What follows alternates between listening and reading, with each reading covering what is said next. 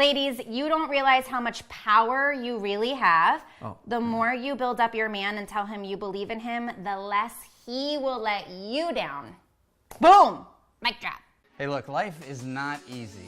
Anything good worth having isn't easy, but add to that the complexity of being an entrepreneur, being married, having children. We have done a lot of things right. We've made a few $1,000,000. We probably lost a few $1,000,000. We made some mistakes along the way, but one thing that we are really good at is relationships. That's right. We have been together for almost 2 decades. And we've been through hell and back together. Yeah, we have. And we used to think that we were the only ones like us out there. But, especially in our entrepreneurial ventures, we started meeting other ride or die couples that were going through the exact same things that we were going through. And they kept coming to us talking about advice and looking for solutions and really ways to help their relationship thrive. So we just knew there had to be a tribe of us out there. There's no way we could be the only ones out there. We are getting real and raw, guys. That's what he said. Oh my God, babe. From dating to marriage to kids and even sex. Even how to fight the right way. We're gonna be committed to being open and honest with you because we believe in your relationship too. Welcome to the Ride or Die podcast. Well, hello. I'm mid sip of my morning coffee. Hello. Brandon's like, welcome to the show, guys. We're going right now. Right now. Right now. Right now. We're So- talking about the 3 things every man wishes he could tell his woman.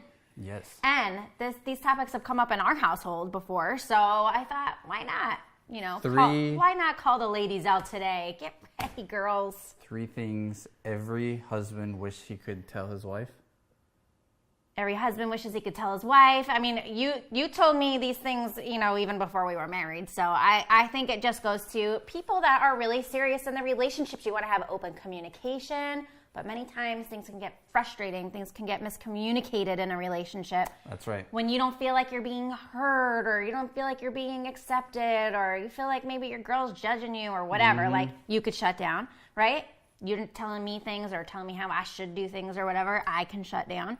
And then that could start that whole trickle effect of bad communication between the two of us, right? That's right. So Sam shared this funny story with me this morning, and I was grateful because I'm like, babe, you know, I've been thinking about this for the last couple of months. I've been talking to some guy friends of mine, married, you know, guy friends of mine, and I'm like, you know, someone said something like, every time they hear Sam speak, the way that she edifies me and the way that she like builds me up makes them wonder or ask themselves like, man, what is Brandon doing to make her act that way, right? What is he doing that has her, you know, treat him that way, talk about him that way or whatever? And as much as I want to take that on and be like, yes, pat on the back for me, I've been telling Sam, babe, I don't know how to articulate it, but we need to find a way to explain or give some more insight as to what you do to share with the wives, because really Sam doesn't get a lot of credit for the things that she does. And it's easy to just look at, you know, the way that she talks about me and be like, oh, he must be doing everything. But I don't, right? It's not 50-50, it's 100-100. And this story just, I think, is the closest I've gotten to you being able to explain that, both for the ladies and for the guys. So you want me to start the story? I want you to start the story. So I have to read it. It's more like a joke, but Brandon wants it to sound like a true story, I think. I don't know why, but it's not. It is a true story, really. All right, so here we go. I'm going to read it. It's a funny joke. I'm going to read it for you.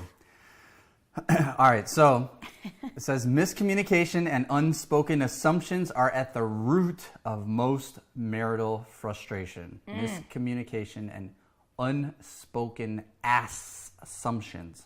Okay, so a woman visited a store in New York City that offers free husbands. At the entrance, there are instructions posted that say, you must visit this store only once. There are 6 floors to choose from. You may choose any item from a particular floor, or You may choose to go back. I'm laughing already. You may choose to go up to the next floor, but you cannot go back down except to exit the building. So the woman went right into shopping on the first floor and read a sign that said, "Floor number 1. These men have jobs." Wow, she thought, but still decided to keep going.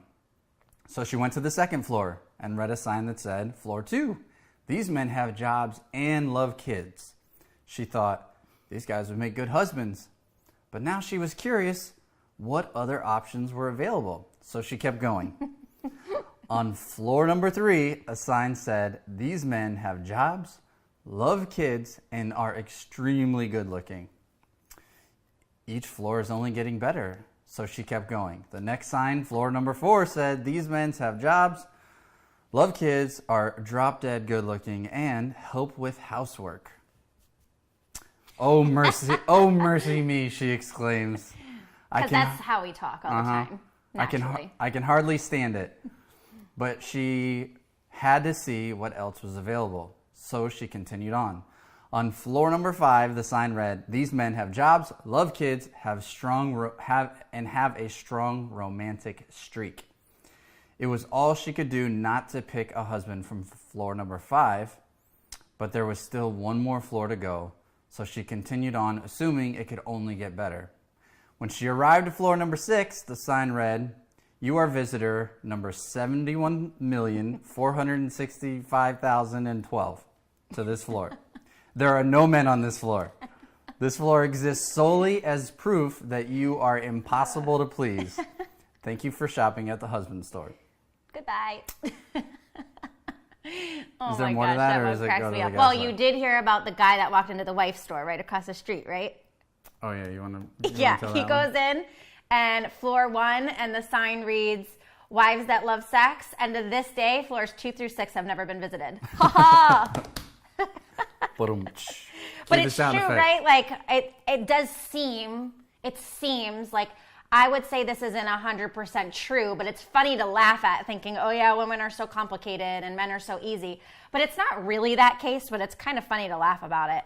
But there are things, and I think this is like I'm going to say pretty boldly, you can tell me if you agree or not, but I think that a lot of men would think that about women. We are overcomplicated, or we overdo whatever, everything. And that you guys are actually kind of hard to figure out too. Mm-hmm. I think you guys think it's so easy, like we're so easy to please, we're so easy and laid back, but really I think you're actually very much more high maintenance than I am. And I think there's like some secrets and tricks to figuring out just like how to please your man a little bit more. And so that's why we brought up this subject today. Yeah, I want to read the last part of this just to give extra discussion points. It says, these are my notes. These are just my notes. Go ahead. All right, Go so for it says, "Not every day you'll feel this way, but it's bound to feel all 3 of these things during a lifetime of your relationship." You're going to feel all 3 of these things, right? And it definitely sucks to get hit with all 3 at the same time. Number 1, the more you complain, the less men want to communicate. That's for damn sure. Spending more time complaining than enjoying life. So let's talk about this more, because these are like my quick notes. I just wrote these things down to remember what we wanted to talk to you guys about and didn't forget things. Mm-hmm. Yeah, I literally wrote these down. So the more you complain, the less your man wants to communicate with you. I can tell you, example? Yes, when I complain too much, you just totally shut down. And I think that's probably when we go into those It's like walking on eggshells. You're like, okay, I think I'm doing everything right, and I'm still not doing something right. I'm just going to be quiet because nothing's working right now. But we're obviously complaining because we want something to be done. So then, like, you go, like, for example, you'll go into, like, robot mode, right? I call it stone-faced Brandon. He comes in and he's not, like, smiling, and he's all, like, I mean, it's just very, like, ugh, can I just smack that stupid off your face and get you smiling again? And so, like, we'll go back and forth about it, and I'll be like, can you just smile? Like, what's wrong with you? And he'll be like, nothing's wrong. But what he's really trying to say to me is, you're never happy. What do I need to do to make you happy? And then I'll smile more. So it's like this weird, crazy reciprocal cycle where the guy thinks one thing and the girl thinks one thing. But when you can understand your man a little bit better, those challenges and those problems can only go so deep because you have the answer. It's like, okay, well, obviously he won't step up to the plate and fix this, but I can, because I know that I must just be freaking complaining too much. So let me just shut my mouth and focus on something good today. And that's like, whenever I kind of get in one of those, like, I do it multiple times a year. I get into funks like that where I'm just like, man, nothing's going right, and man, this didn't work out, because there's obstacles that are coming across our path all the time, and it's easy for us to just kind of get let down about those sometimes, or be like, man, we work so hard, and we're getting there, and then like some big thing will happen that can totally freaking punch us down, and it just takes a minute to get up and wipe off the dust and get that fight going again. So for me, I know it helps to just start focusing, and I say this to my girlfriends all the time, just focus on one good thing, what's going right in your life right now. And it may be a little challenging, especially when things get really, really bad. Like, I mean, we've seen friends so close to divorce that I'm like, no, wait, let me try something with you first. Can you, like, I know you totally hate his guts right now, but for like 1 week, can you just every single day focus on one good thing that's going right, and then the next day add another thing that's going right, because that constant energy switch really makes a difference and will change your path around. And what you'll realize is it might not be so much him, or it is him, but it's also you too. And I know that we feed off each other's energy, we feed off each other all the time. So if he's in a bad mood, it puts me in a bad mood. It doesn't make me, because I'm in control of my own emotions, but it does. Like, makes it harder. Yeah, I don't like to see you down, right? I like to see you happy. When you're happy, we're smiling. Like yesterday, we were at a birthday party. We went to 2 birthday parties over the weekend. We had our son's 4th birthday party, and then one of his friends had her 4th birthday party yesterday. And there's just so much laughter and giggles and fun in those times. I like feed for the birthday parties more and more, because it's just such happy times. And that energy is just like totally addictive, right? Like, how much fun did we have yesterday jumping around? Oh, a ton. It was great. It was a total workout. It's perspective too. You've heard what you focus on expands, right? The more you focus on the bad, the more bad you're gonna find.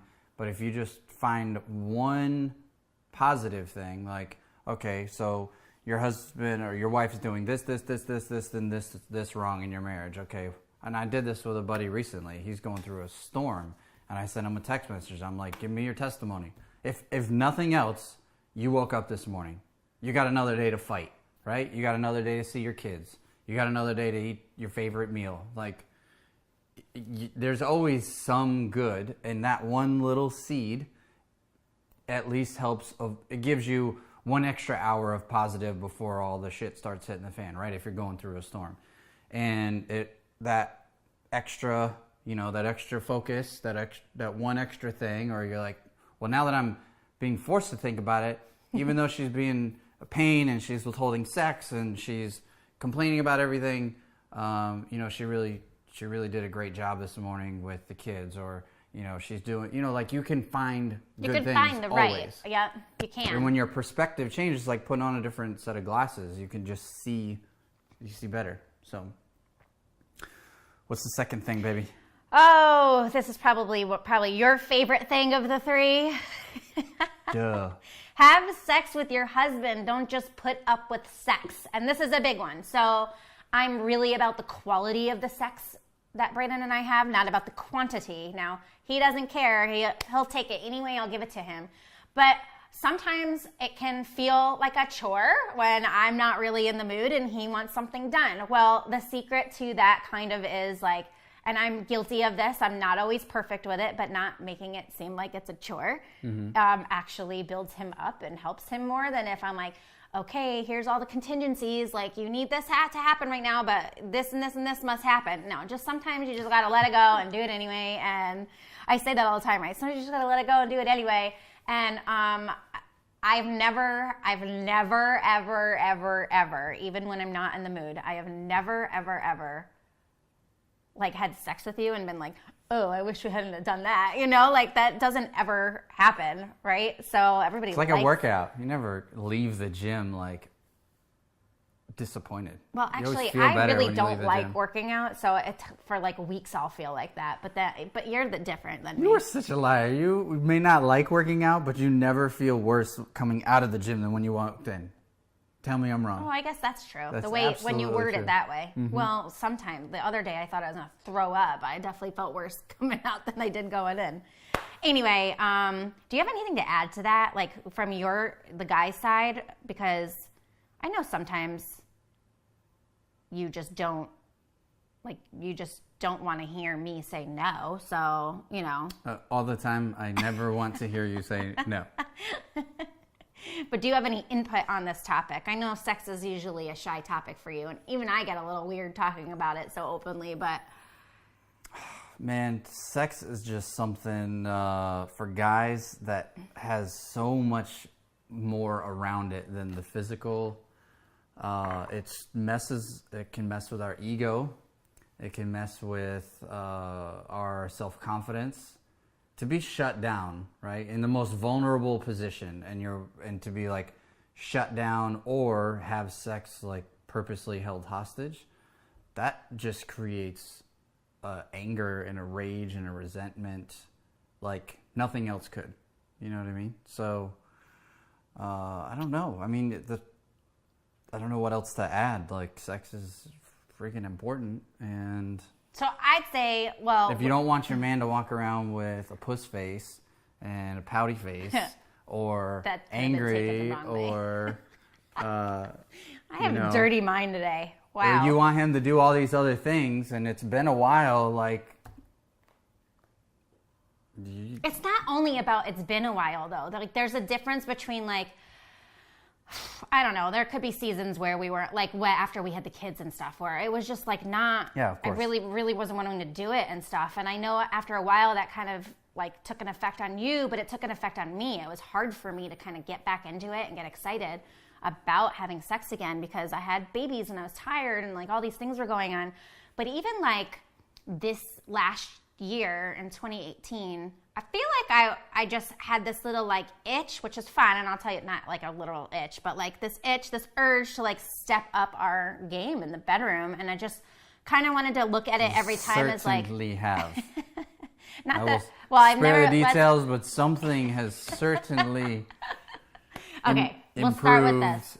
I've never been a bad lay, so we'll start there, because you've been with me for a very long time, but I did feel like we've been together for 17 years last year. We're going on 18 this year. And I just, don't want to start thinking that we're like growing old and losing excitement or anything like that. We reached our prime. And I don't have as much of an appetite for sex as you do. Like, I'm a cuddler and I love love and attention and you telling me how pretty I am. So it's just a different type of love. But I figured, well, if I can just go in and every time we're going to get in the bedroom or in the sack or wherever we're doing it, like if I just can it's kind of like how I want you to be when we're on a date night. I don't want you on your phone. I don't want you anywhere else other than with me, right? So why would I be thinking about other things or focusing on how, like, when is this going to be over? Like when we're having sex, like I feel like it should just be like, I'm going to dive in and I'm going to play full out and I'm going to let go and I'm not going to worry about what my body looks like or anything. I'm just going to perform like a freaking rock star and then we're going to go to sleep. And it actually, like, first off, I don't know. I don't ever keep track of how long it is for us, but I don't ever feel like I'm ever like, man, that took too long or anything at all. Like, I don't ever have those feelings. So because I'm not thinking about those things. What do you mean? You said that took too long? I said I am a man. No, I mean, like, that in the past when things have been, sometimes it's like a chore. It has been like a chore where I'm just like, okay, let's just take care of business real fast. You really need to do it. And sorry, I'm being totally open about that, right? Okay. But I don't. We are an open book. I don't like to think that way because I don't think it serves us. I don't think you feel fulfilled afterwards. And I've realized that, like if it's like, you're like, yeah, I know you just had sex with me yesterday, but I didn't get that connection I wanted. And I'm like, don't be greedy. Like, you just had sex and that's exactly what you wanted and you got it and congratulations. So I realized that though you feel more fulfilled when I give it to you a certain way and you still want it the next day anyway, all over again, but it's just different. It's intimacy and connection more than just... Yeah, it certainly is. It certainly is. And you don't harass me as much afterwards, I guess I should say, if you're getting it the good way. You'll still want it again, but I know it's because it was that good, not because you didn't feel satisfied, which is a different feeling for me, right? So it changes up the game a little bit. So let's move on from that here, because the kids are home today and we can't go have a quickie or anything. Okay, 3. This is the last one. This is probably... Pay close attention, because this is actually the point that made the connection for me, where I'm like, yes, the ladies need to hear this, because the guys keep giving me a lot of credit, which I appreciate, and I know I get my fair share. Well, and thanks for noticing how awesome I am. You cannot ignore the responsibility and the intentionality that Sam plays in this whole thing. And I really want to get to this, but you spoke on that and it just came in my head, and I just need to get this out real fast. I think that stands to really build up those guys that do say that to you, because if they're saying, what is it that you're doing with Sam that makes her so awesome with you? First, I'm glad they recognize that I treat you the way I do, and that they see that as a positive and they want that for themselves. But they're not realizing that it's something that's within their wives necessarily to be doing. They think it's something they need to change. And I just want to give them props for even wanting or having that desire to come to you and ask you, what is this thing that you're doing that I can change about myself so that my wife is happier? I mean, that's a pretty amazing thing that they're doing. And if their wives don't realize that, that's pretty special, because that just clicked in my head like, wow, that takes a lot of balls for a guy to say, can you help me be better? Well, that is, you guys are born fixers. We got to fix it. We got to figure this out. Well, it's partially our responsibility too, and I think that's something that women do rely on their men to just fix shit a lot, and we need to step up to the plate as well. So this is it, right? Women, don't tear your husband down, celebrate him. I'm just going to read exactly what I had typed out because it hit you good enough, and I know we've actually had these discussions before. Men aren't as strong as they claim to be. They are sensitive to criticism and being put down, especially by their ladies. Especially. It's emasculating to them. Every time you take him down, it's like you kill a little piece of him inside, and it is really hard to get that piece back. If you're wondering why there's a wedge in your relationship, think back to things you might have said to him. Did you say something that made him shut off to you in a certain way, or that you killed his spirit in a certain way? Or did somebody celebrate him at work, and when he came home excited to share it with you, you shut him off? And he felt like a piece of shit afterwards, quite frankly. Like, you got to be thinking about these things, okay? Yeah, let me add to that. Okay. Damn it, I forgot. It'll come back to you. Ladies, you don't realize how much power you really have. The more you build up your man and tell him you believe in him, the less he will let you down. Boom! Mic drop. True story. What did you want to say? And then I'll hit on that last piece, because that's important. I believe most men, like, instinctually, like, primal brain, lizard brain. We're warriors, right? We go into battle. What did you say? What brain? Lizard brain. Lizard? Yes. Oh. You never read psychology or? No. It's okay. You don't have to explain it. I'll Google it. Yeah. Okay. It's easy for us to turn off, emotion. It's easy for us to go into battle and have to, kill people and slay dragons, and like that just is how men are wired. And Sam's right. If you said something dumb, or purposefully, hey, if I said something dumb, thanks. If you purposely take those low blows at him, he may not say anything about it, but inside there's definitely like all right, well let me either protect myself, or let my heart get a little colder, or let my let a piece of my brain turn off a little bit. On the flip side of that, though, as you build him up, we also we're more logical about that just goes a long way. I don't know. Yeah, and I think we did this for a little while, like when we had our marketing company and we were building our marketing company, and there was a little bit of time where Brandon was like, he was giving so much to his clients, like so much. Like he was running himself into the ground. And I used to take that negatively, like to him and kind of attack him for it. And really what I was trying to say, which I was able to communicate eventually, like very clearly to him, and then it like clicked because I just said it better.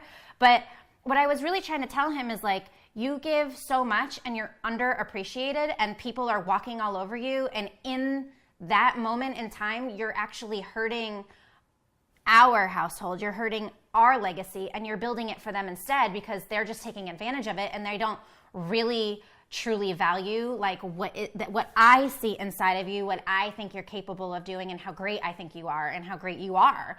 But when it wasn't coming out so nicely, and I was irritated that he was on his phone at 10 o'clock at night texting clients or taking phone calls when we're in bed, it used to drive me nuts. It would be like 10:30, 11, and he'd pick up the phone and be like, "Hello? Yeah. Oh, okay. I'll go get that done." And it would be like paying $20,000 a month. They were not paying you that much. Some of them they were not. No, none of them were when you were answering the phone at that time. And maybe collectively they were, which is probably what the stress was. But one person was not at that time. The time I'm thinking of in my head, anyway. You're talking way back. Yeah, I'm talking way back. And it used to drive me crazy because I'd be like, "Dude, you're picking like we're in bed. You want to have sex? I mean, that shit's not gonna happen when you're picking up the phone at 10 o'clock at night, right? In bed. We're in bed, and you're picking up the phone talking to your client, and then you're getting out of bed to go do something that wasn't even an emergency. It was stuff like that. And so I would say it like that, like all nasty, like, "Well, you getting out of bed again?" Blah, blah, blah. And I'd like bitch about it. Complain, right? Number one, don't complain. Complain less. So I had to find a different way to communicate this. And one day I realized, like, I'm just telling him in a way that just sounds so bitchy and nasty. But really what I really feel in my heart is this incredible amount of love for this guy. And I see all this potential and amazing stuff in him that he is not backing up because he's either scared or fearful or he doesn't see it for himself. Fearful for sure. So let me just go tell him that it's okay. It's okay to take a step back and not pick up the phone at 10. It's okay if that client fires you because they don't want you on the phone. I want you in bed with me at 10. I don't care about that guy at 10 o'clock at night, right? And like we had to talk about these things and discuss them. But you care about the bills being paid, or you care about the next vacation or whatever. Sure. But what we were realizing was like, yes, I do. I do care about the bills being paid. You're right. But more than that, I care about you being respected. More than that, I care about the love that we have. More than that, I care about us going to bed together. More than that, I care about the life we're trying to create, not be married to our work all day. I want to be married to you. And like explaining those things to him. Now, we have gone up and down financially. Those financial dips are freaking hard as heck. You know, the peace is less in the house and things get more rocky, but they were a lot harder to deal with like years and years ago when we didn't have these tools in our tool belt, and they're just so easy over the years, and we don't have financial dips like we used to in the past because we've just have better communication overall. I complain less overall. And even though I'm super aggressive and like in your face, like I always come with a lot of passion and love. So if I can train myself, because it's not just about training your guy how to treat you better, like you have to train yourself too. So if you can train yourself to speak differently to your husband and tell him things differently, like I tell you, there's no crazier way than to feel like you don't have time and you just want to cut to the chase and you don't care how it comes out. You know, have a couple babies and have a crazy life with tons of friends and babies and businesses, and you could feel like there's no time sometimes to sit down and properly communicate. But it's still just as important to get yourself in check and say, I need to go properly communicate to Brandon. I need to go properly communicate to my man, right? You can put your man's name in there on these things that are bothering me, but not in a way that feel like I'm attacking him. Like, how can I build him up so I get everything I want? And he feels good about it and he wants to give it to me. Like, that's huge. When I talk you up and stuff, like, sometimes it takes a minute for you to like really get it. You're like, no, I don't really think so. And then you're like, wow, I really can do this, or I really am capable. And you're unstoppable when you're like that. It's extra sexy. sex comes more because you're performing. I think it's hot, so you get more butt, and then I complain less because so like number 3 is almost like the most important, like us just training ourselves as women, and the guys can do it on their side too. This is a reciprocal thing. Don't feel like now it's all the woman's responsibility to approach us differently. You guys can have a tendency to approach your ladies almost in like a, I'm the man, I make the rules, I'm the provider, I make the money. And then some households, women do have separate careers, but the guys still kind of have that puffed up chest thing, and you got to let that go and know that you guys are a team. You guys are doing this together. And the more that Brandon says, we, like, and even right now, like in the real estate, I'm pretty much not in the real estate that much with you, right? Like you have a team, and like you pull me in for the things that you really need help with, but I'm not as much of a part of that as I was. And we did the same thing with our marketing business. I'll get in there and I'll grind with you while you need me. And then eventually, like, you don't need me as much. That's fine. But you still talk like it's our thing, not like it's your thing. You still say, our stuff, or we need to go put down our goals. We need to talk about our money. We need to pull money here to go invest there, and we are making those things together. There's no me without you anymore.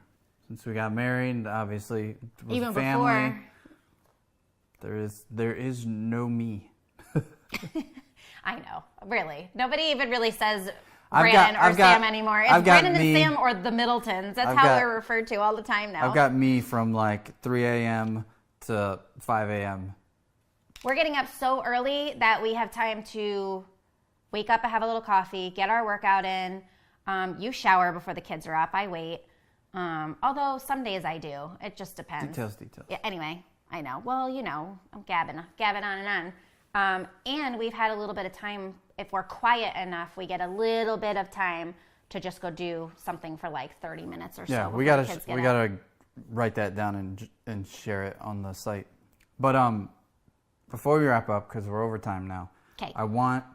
How do you?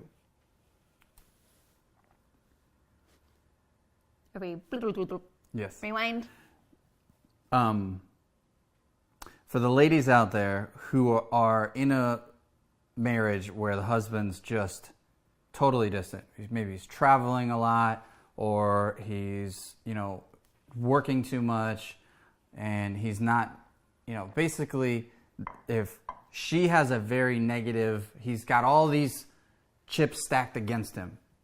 How does she find the words and or energy to edify him, build him up? So this is where How do you start? This is where I'm going to flip this back around on the guys, because this can be really challenging for women who do have men that travel a lot or whatever to just bury deep all the time and find it within themselves. Like, we can do it to a degree, but we really do rely on our guys for emotional support. So, and this is not just me. Like, I have talked to other girlfriends about this because we're all entrepreneurs. They do rely on it, and they shouldn't let that be when he can't give that, or when he's off track. And I'm going to call bullshit on it. Let me finish for a second. No, I'm going to call bullshit on it, because I think that, and we've had this discussion, you travel sometimes and you get lost in the day. There's busy stuff going on. I'm not with you. You're 3 hours behind. It's crazy packed day. Don't get hung up on just the travel. Full of networking and stuff like that. But so take the travel out. It doesn't matter. Like, you could be really busy at the office and blah, blah, blah. You're running around. You're working extra hours, no matter what, because it's a busy season. No matter what, I still need certain things from you. Because after a while, that builds up, and it's like, well, I mean, you're just never around. I'm never getting that emotional support. Like, there is a responsibility that the guys have too, and I would say definitely, if you know you have to be really, really busy, you need to step up a little bit on that flip side of that emotional support, and not just rely on your woman just being superwoman, because it bears down on us after a while, right? And I've told you that. I'm like, I can only be superwoman for so long. You expect the world out of me sometimes, and that can break me down over time. So the things that do help me in those moments is Brandon taking a minute out of his precious busy day to just call me, text me, check in, say hi, tell me he loves me, tell me he appreciates what I'm doing. Sometimes he'll send me flowers just to say, I've been thinking about you. I can't wait to come home. If he's really, really busy and he's out running around, he'll just text me and check in, which is just nice. And it doesn't have to be like opening I'm really busy, but I just wanted to check in and say hi. I don't have time to talk right now, babe, but I love you and I just want you to know that. I'm going to be busy until 10 p.m. tonight. I know that's going to be 1 a.m. where you are. But thank you for taking care of our kids while I'm gone, having fun, having drinks and networking. Even though it's work, I still am away without all those household responsibilities, and I appreciate you. Like, those little words just go such a long way. Mm-hmm. And I want to reciprocate those words back to you. That's what I'm trying to get at. Because I know guys who do those things. And the wives, there's still other baggage or other stuff, and the wives aren't just, that's what I'm saying. It's not on, like, I can't get a lot of credit because it takes you to actually respond to those things. And I know plenty of women who get those types of affirmation messages, flowers, but they're still dealing with a house full of kids and a bunch of responsibilities, and they're just burnt out. I mean, did you do it once? Did you do it once and then, talking to the guys, did you do it once and then you didn't get the reaction you wanted and you went, this freaking, whatever, isn't appreciative that I'm taking time out to text her? Or did you consistently do it and then you continue to do it? Assuming the guys consistently do it, there are still ladies who won't change. So, I disagree with that. If you are consistently pouring love. So the only way, just so I get this clear, the only way that you build me up is contingent on me doing my things. Sometimes I'll take action first. That's what I want to get to, because I think you do it more often than you think. I think I do it way more often than I think. That's the hard stuff. That's the stuff I want you to share, because of course, if he's giving all this stuff, most women would respond well. And that's logical, that makes sense. And there have been times where you're getting you're getting what you want in a way, but you're still frustrated. Or our flip side to me, like, I think everything's I'll just have down times and you'll be the one to help turn it around, or I'll have to dig deep to be like, to find that thing, to find those things to, be catching you doing right, or to find that extra energy to do the things that I'm like, why am I even bothering? I don't mind calling you out on it and going, you're like nitpicking everything I'm doing. Can you tell me something that I'm doing right this week, please? Because I feel like I'm a rock star, right? Like, sometimes I just have to snap you out of it, or you just have to snap me out of it, and we trust each other to do that.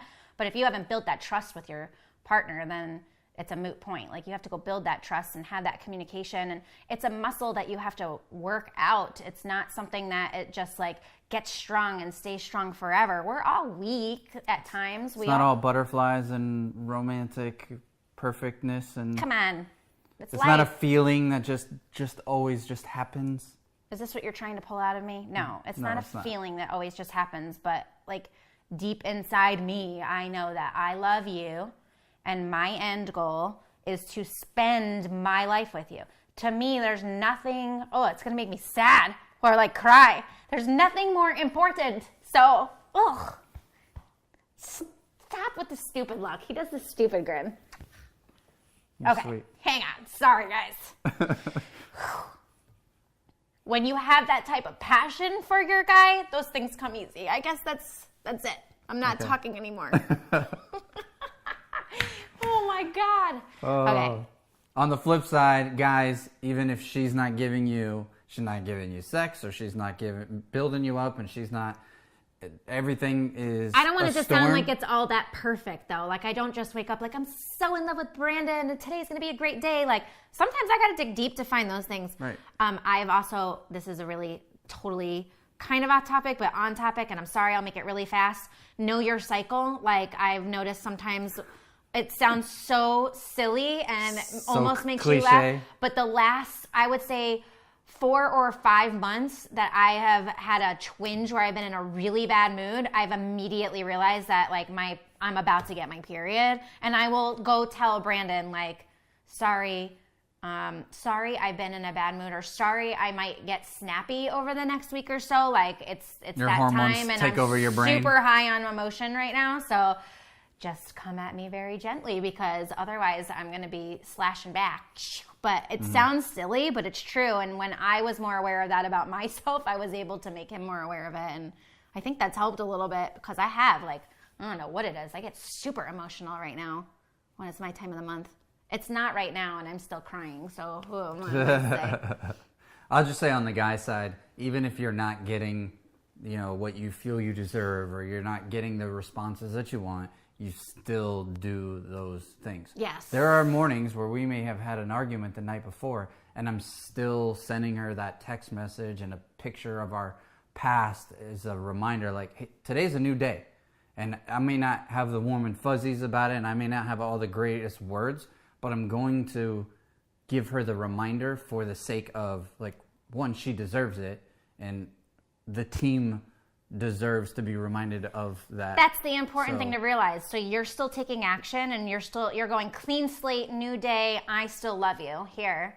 And then I am able to go, I can just focus on the one good thing that's going on right now in our relationship. At least he's freaking not dropping the ball on these text messages. And the first time, like, let's say we get in a fight and he text messages me in the morning, I could be like, yeah, screw you. Like I could just not even care the first day.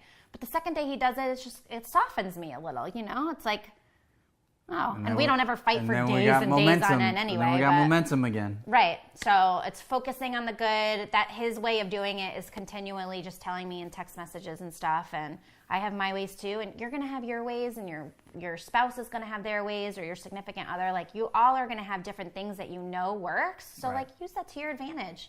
Awesome. Yeah. All right. Do you have any questions or calls to action for our audience? Just go love them more and focus on the good this week. Like, seriously, if you need to write it down every day, just write 1 to 3 things that they did right. And it's funny, I've been talking about this with one of my best friends, and she was focusing on this at the end of the day with a couple of her girlfriends. It's a new routine that she's doing with her girlfriends, where she texts them and asks, what's something that really worked well for you today? What's something that really made you happy today, or, whatever. It could be life. It doesn't just have to be with your relationship. And it's like, cool. And I challenged her, and I said, well, why are you only doing it at the end of the day? Why don't you wake up and do it too? Because it's great to go to bed feeling great, but it's really good to start your day off feeling great. And she's like, yeah, that's awesome. So now, we're both kind of just going back and forth with it and keeping each other accountable to focus on the good. Focus on the good. Because what's the alternative? Focusing on the bad. Right. I mean, that's the opposite, just like, right? And this is what Ride or Die is all about. It's the team effort. It's, you guys are a unit. You are one. It is a team. And if one player is losing, the whole team is losing. So that's what we really want to. If there is no back door, right, as one of our previous guests described it, if divorce isn't an option, this is really gruesome, but I heard it once and I said it for years. I'm like, babe, it's me or the wood chipper. Like, that's it. There is no divorce. There's no, obviously there's no wood chipper, but the point is, like, hope not. No one's going anywhere. I say this because I fear for my life, guys. Please. There is the alternative. I'm kidding. The alternative is just living in misery. So, right, then you put in the work to make it work. So, go take action. Be ride or die with her, with him, and each week, I hope these types of conversations help you grow, expand, get you thinking about different perspectives. Please remember, go to iTunes. Give us a review if you can, or at least just hit the 5-star. We greatly appreciate it. And share this with someone that you think needs to hear it. Other than that, we'll see you on Instagram stories at Brandon and Sam. And we'll see you next week for another episode of the Ride or Die podcast. Bye. Hey, look, life is not easy. anything good worth having isn't easy. But add to that the complexity of being an entrepreneur, being married, having children. We have done a lot of things right. We've made a few $1 million. We probably lost a few $1 million. We made some mistakes along the way. But one thing that we are really good at is relationships. That's right. We have been together for almost 2 decades. And we've been through hell and back together. Yeah, we have. And we used to think that we were the only ones like us out there. But especially in our entrepreneurial ventures, we started meeting other ride or die couples that were going through the exact same things that we were going through. And they kept coming to us talking about advice and looking for solutions and really ways to help their relationship thrive. So we just knew there had to be a tribe of us out there. There's no way we could be the only ones out there. We are getting real and raw, guys. That's what he said. Oh my God, babe. From dating to marriage to kids and even sex. Even how to fight the right way. We're going to be committed to being open and honest with you because we believe in your relationship too. Welcome to the Ride or Die podcast.